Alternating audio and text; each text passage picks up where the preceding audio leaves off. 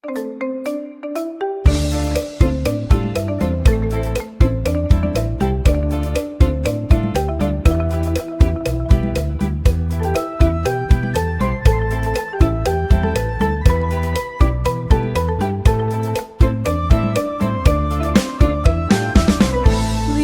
រែពណ៌មាសអបដោយខ្យល់ផាត់សូរទឹកហូររត់តាមប្រឡាយវែងឆ្ងាយតាមប្រឡាយវែងឆ្ងាយ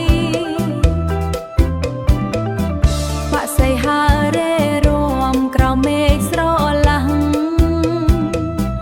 ធម្មជាតិបងក្រាំងទុកកង្វល់ក្នុងចិត្ត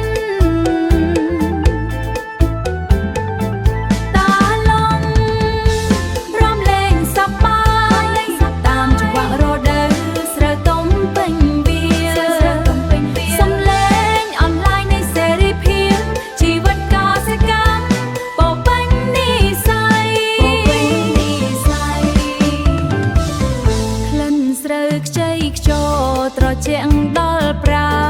ណពន្លឺថ្ងៃត្រានចាំងលើស្លឹកឈើភាពសុខដុមរមនាគ្មានអ្វីប្រៀបផ្ទឹមសន្តិភាពរលឹមក្នុងដួងហត្ថី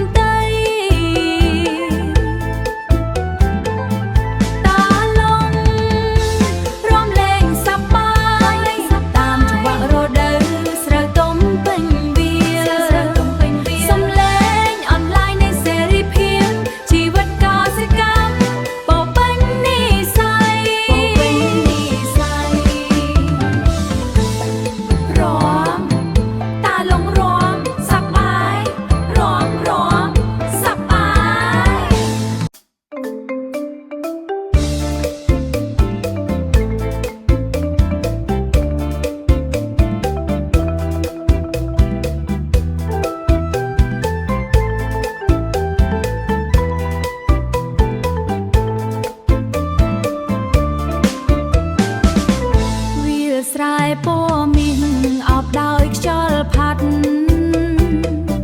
សូរទឹកហូររត់តាមប្រឡាយវែងឆ្ងាយតាមប្រឡាយវែងឆ្ងាយបាក់សៃហើរេរួមក្រោមមេឃស្រឡះធម្មជាតិបងក្រាំងទុកកង្វល់ក្នុងចិត្ត